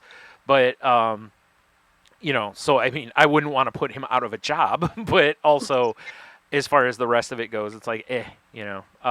Yeah. But yeah, it's just, please, like you said, just try to be considerate of. You know, plus there's just people who want to go to bed. They aren't like me and stay up all night, so they don't want to 2 a.m. keep hearing fireworks while they're trying to sleep. Like, be reasonable about it. Yeah. But yeah, I wanted to mention 2 things real quick here. One of which has nothing to do with the last, but I just had this pointed out to me the other day, that there's, I didn't know this existed. There is a trans lifeline that exists, and the numbers in the U.S., it's 1-877-565-8860. I'm going to add that to the list of stuff that I put in the show notes. So if you happen to listen and you're a trans person and you need to reach out to somebody, from what I understand, it's a safe hotline for trans people to call, or a lifeline. I'm sorry, not a hotline, but a lifeline. So I just wanted to make sure I put that out there because, you know, we want everybody to feel safe and hopefully have a way of reaching out if there's a need. And the other thing was going back to kind of what we started the show with talking with Heno and everything, and we were talking not really about motivation, but this just I like this, and I saw this. I don't think it's his, but I saw this it's an artist by the name of Dan Panosian, and he's at Urban Barbarian on Twitter. If you want to follow him, he's a really good artist, so it's you at least get to see his artwork. But also, he posted a thing that says a big misconception is that you need to be motivated to get rolling. You don't. Motivation often follows action, not the other way around. In practice, you don't need to feel good to get going. You need to get going to give yourself a chance at feeling good. And this applies not just in the art world, but exercise, because people will be like, hey, exercise is a great tool for fighting depression. And it's like, I don't have the energy to get going, but if you can get going, you'll feel better. That's the whole thing. Like I said, I just really like that, and I thought, that was a good share. That's great. As always, we talk about, reaching out if you need help. Please do that. Please check on your friends, especially, again, like tomorrow, if you know somebody has a rough go with fireworks or any of that kind of stuff, maybe invite them over, or see if they want someone to maybe come over and watch a movie with them or something to that effect, and whatever, or maybe they need a Thunder shirt of their own, just a good my hug. My mom's boyfriend and his dog will be down in the basement all evening. Yeah, because stinks. that's it stinks what so they need to do. It stinks so much that people have to do that to cope. I wish there was a world where that didn't have to happen, and people. I said, I don't want to take away fireworks from people, but I also would love to take away the suffering from the people that suffer. Exactly. And of the two, that carries more weight for me. Yeah, take the suffering away. A veteran that I talked with actually told me, he's like, do you know what the biggest misconception about veterans and fireworks? I said, what? He's like, it's not the lights. It's not the sound. It's the compression. Yeah. He's like, that's what gets me. He's like, it's every time. The lights I can see. the sound I can hear. I know Yeah. that's coming. He's like, but that compression, that poof against your chest. Yeah. Now, what's That interesting, is, yeah. my He's like, cousin, that's what kills him. my cousin was I forgot what the term for it is, a bomb expert, basically. Yeah. Like, he would take demolitions. expert, Yeah. or So he would take apart disarm bombs. And for him, the boom is the scary part. got it. Because in his line of work, if there's a boom, it's usually a bad time. So when he hears booms, he doesn't deal real well with them, I guess. So, but it's interesting, like you said, that is a part people wouldn't have considered, is that concussive blast is, it's jarring. Like I said, to me, that's the only ones that bother me, because I can feel the force of it's similar like when you go to a concert, when you first get punched with the wall of sound. Yeah. Sometimes for me, that can be really jarring, and not in a good way. Once I'm in it, I'm good. But that first smack of it, it's kind of like, oh yeah, music's loud when it's live. But yeah, forgot where I was going. Oh, anyway, back to check on people if they might need help, and like I said, just see if maybe somebody needs you to be there for them or whatever. Also one thing, like Jen said, please try not to leave your animals alone while this is going on if you know that they don't deal well with fireworks. Because I remember one of my neighbors one year, her and her husband went away, and they came home and their dog was seizing, and they had to have the dog put down because the seizures were so bad that she basically was gone. So, we